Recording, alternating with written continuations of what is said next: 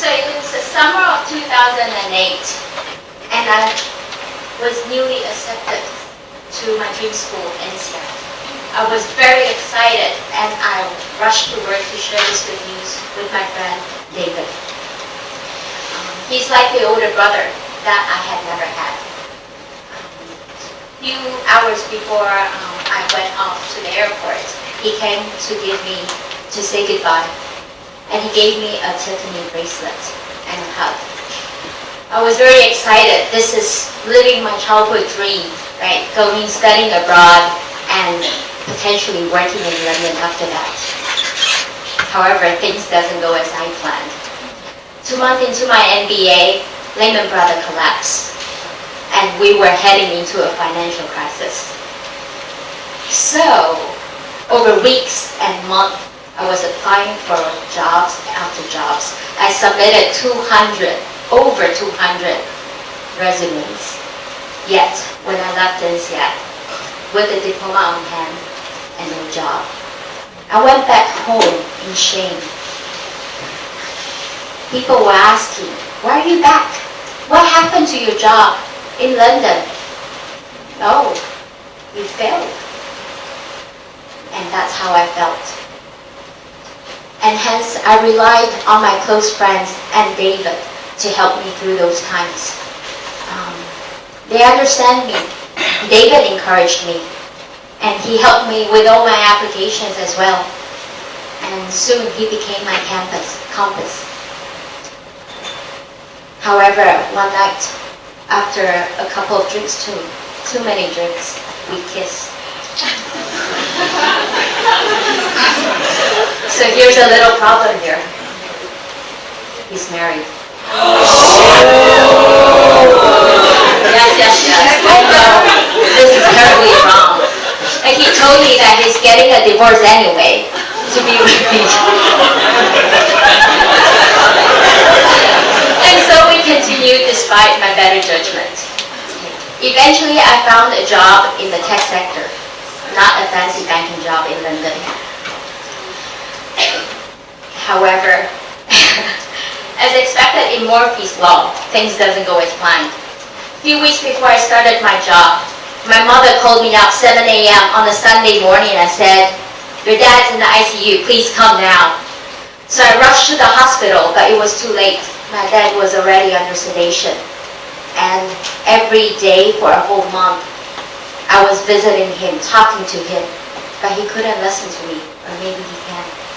Because one day I told him, look, I want you to be happy, and I'm willing to take care of the family. And that night, he passed away. I was in so much shock.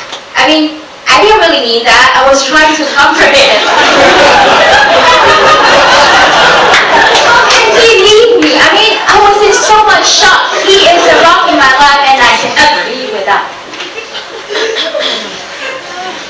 It was too much for me, and I couldn't sleep. I couldn't eat. People talked, but I didn't hear a word. Again, I relied and turned to my friend and David. However, I felt very hurt and deserted. And my friends got sick and tired of my mood swings. And hence, it was just me and David. And our silent partner, his wife. So the divorce never became a reality. He couldn't leave her. And he couldn't be there for me. And I relied so much on him at that time. He was the anchor of my life. Leaving him just wasn't an option, or so I thought. Until I moved into Singapore, into an office. It wasn't a friendly office, and the manager soon told me that you're not a good fit. You should leave.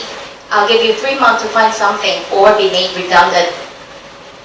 Again, I was frantic and I was shocked. What am I going to do? How am I going to support my family back home if I don't have a job?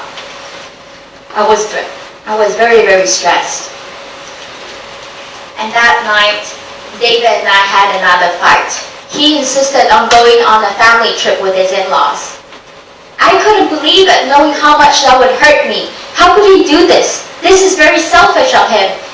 And I slammed down the phone. and cry into the pillows. This is it.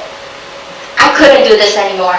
I was exhausted, I was torn, and I felt like the whole world is crumbling down. I looked in the mirror the next day and I couldn't recognize myself. Who was I? The whole world had left me. Even my dad, even David, they no longer cared about me. And then I realized it was me. I let myself down. And there's only myself that could pick myself up.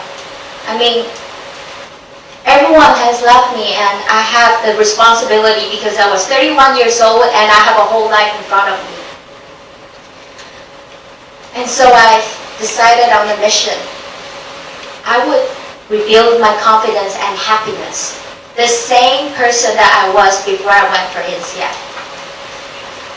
And hence I poured myself into my work. And I got promoted soon after. I forced myself to go out and I made a lot of friends.